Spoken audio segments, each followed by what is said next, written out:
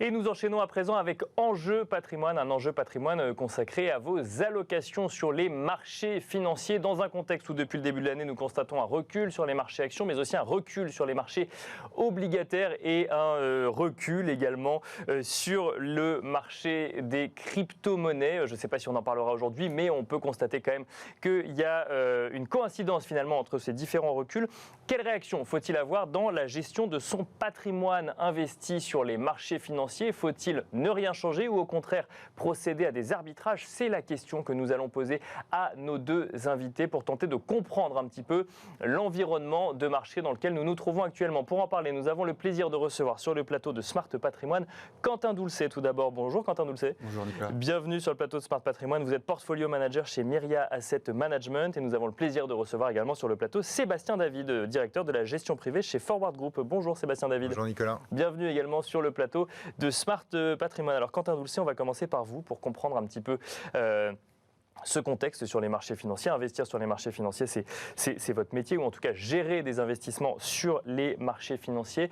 On a vu quand même depuis le début de l'année un recul des marchés actions, un recul des marchés obligataires, un recul des marchés crypto, à tel point qu'on se demandait s'il fallait rester investi en tant que particulier sur ces marchés-là, ou au contraire s'il fallait ne pas céder à la panique et rester. Est-ce que vous pouvez nous expliquer un petit peu les mécanismes de marché que vous avez vus depuis les 6 premiers mois de l'année? Alors sur les 6 premiers mois de l'année, on a eu des marchés, des performances qui sont terribles sur les marchés, et ces performances terribles sont le reflet d'une forte dégradation de l'environnement économique et financier, du fait de la guerre en Ukraine et d'une dégradation des conditions financières liées à un resserrement monétaire brutal. Bien sûr. Oui. Donc les performances sont le reflet de ces mauvaises nouvelles. Donc nous, ce qu'on pense, c'est qu'aujourd'hui, on a retrouvé un niveau d'attractivité en termes de valorisation, que ce soit sur les actions et les obligations. Donc il faut rester investi. C'est-à-dire qu'à court terme, on a assez peu de visibilité. On pense que les risques sont même plutôt encore orientés à la baisse. D'accord. Mais que sur une optique moyen-long terme, il y a clairement de la valeur sur ces marchés financiers. Parce que donc vous parliez de contexte économique, c'est-à-dire que c'est une anticipation du contexte économique futur qui ont fait baisser les marchés. Et là, alors évidemment, c'est vrai que quand on parle de mouvements sur les marchés financiers, il ne faut pas chercher une seule caractéristique qui viendrait expliquer, mais ça en fait partie. Et là, ce que vous dites, c'est que potentiellement, les anticipations de recul du contexte économique ne sont pas encore finies. Donc, en fait, on pourrait avoir une baisse qui pourrait continuer. J'en parle au conditionnel. Alors, exactement. On pense que les probabilités de ralentissement vraiment marqué de l'économie ou de récession pour 2023 vont certainement encore augmenter d'ici la fin de l'année. Et finalement, quand on regarde les prévisions de croissance qui sont encore intéressantes, de l'ordre de 2,5% en zone euro aux États-Unis, ça masque, on pense, une image qui est beaucoup plus dégradée, parce que les prévisions de croissance que l'on regarde, c'est des croissances moyennes sur la comparaison entre 2022 et 2021, et l'activité a été forte fin 2021, donc en fait la moyenne de 2021 est bien plus basse, et donc ce qui s'appelle un acquis de croissance. L'acquis de croissance pour cette année, il est de l'ordre de 2%. D'accord. Donc lorsqu'on s'attend à des croissances pour 2022 de 2,5%, en réalité, entre le 1er janvier et le 31/12, la croissance de l'activité du PIB devrait être que de 0,5% ajusté de cet acquis de croissance. Donc on pense qu'on est quand même dans une situation déjà bien dégradée.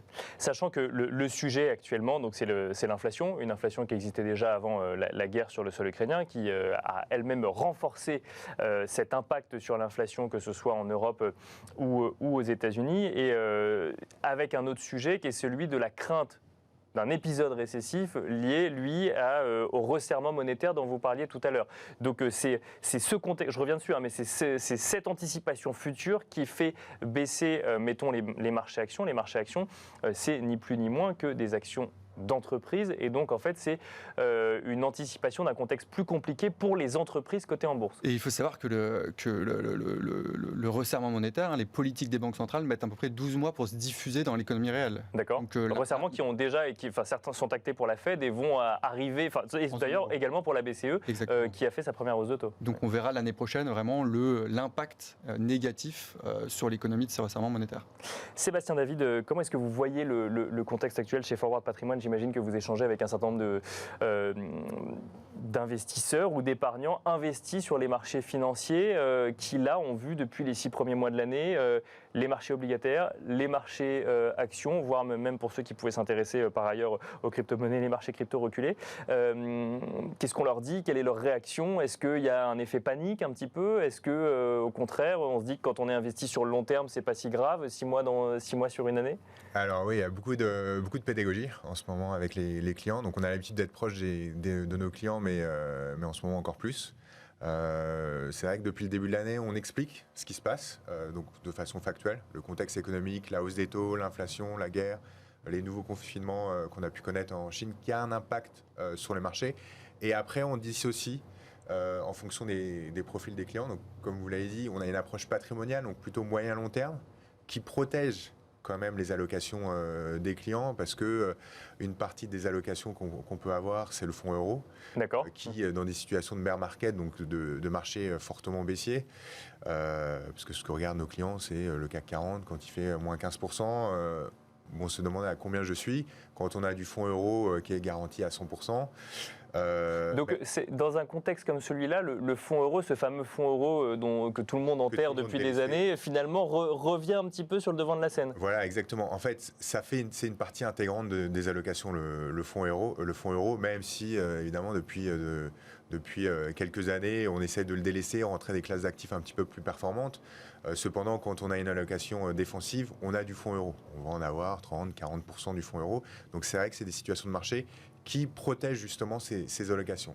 Parce que le capital est garanti. Et alors je reviens, l'OAT est à 2% actuellement. Ça a un impact du coup sur la performance du fonds euro ou... On ne sait pas encore, ça va peut-être légèrement augmenter, mais bon, les performances ne sont pas flamboyantes. On va rester aux alentours de 1 à 20%. Après, ce qu'on fait, le travail qui a été fait par les assureurs, c'est de faire des poches un petit peu plus dynamiques sur le fonds euro, où seulement 90% est sécurisé, et là on arrive à avoir des performances de 3%.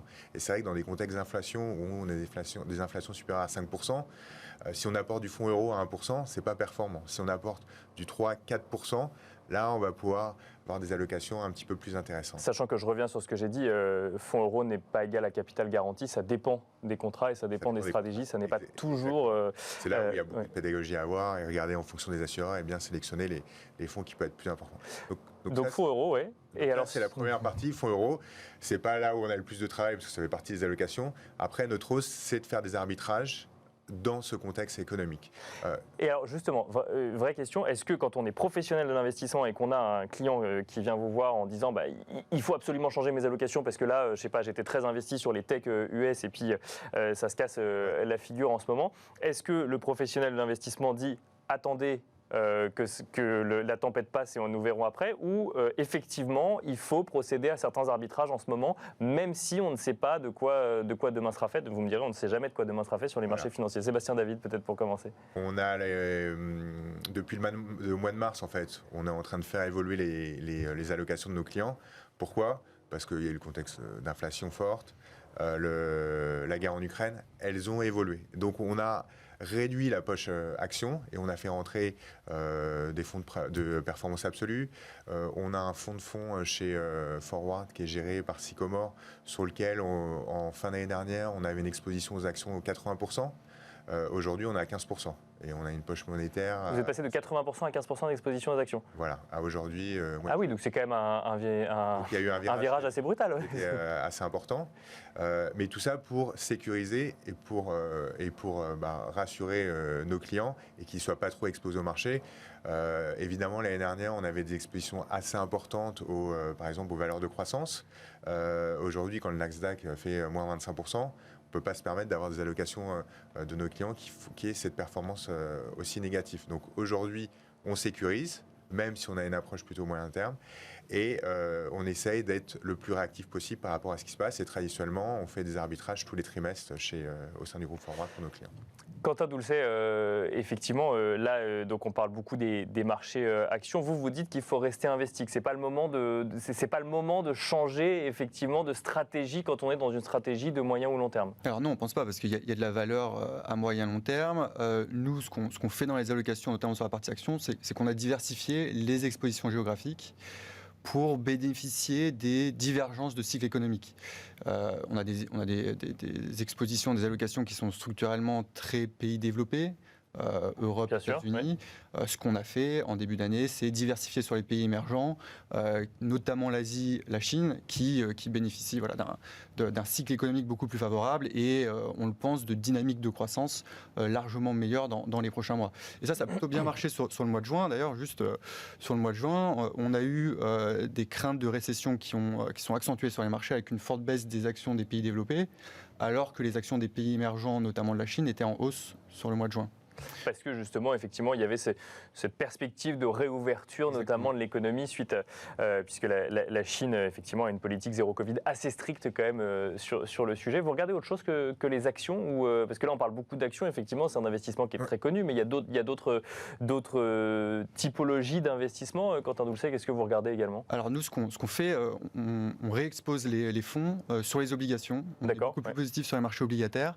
On pense que le niveau des emprunts d'État reflète largement déjà le cycle de hausse des taux d'intérêt, notamment aux États-Unis, ce qui finalement limite la hausse des rendements d'ici la fin de l'année.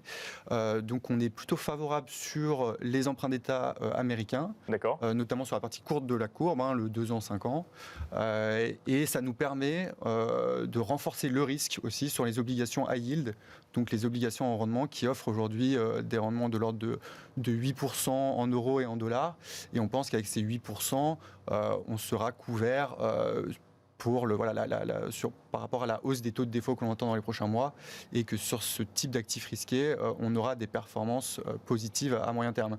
Et finalement, les emprunts d'État viennent un peu en face de cette poche d'obligations plus risquées, parce qu'on pense que les emprunts d'État devraient retrouver leur statut de valeur refuge, et donc bénéficier dans des épisodes de stress sur les marchés financiers, notamment si le marché anticipe une dégradation plus forte de l'activité économique l'année prochaine. Alors, une question sur les actions, avant de redonner la parole à Sébastien David, c'est beaucoup de gens se posent également la question si effectivement, dans le contexte actuel de baisse des marchés, c'est pas un moment d'opportunité également pour renforcer certaines stratégies, son portefeuille sur des actions dans lesquelles on croit.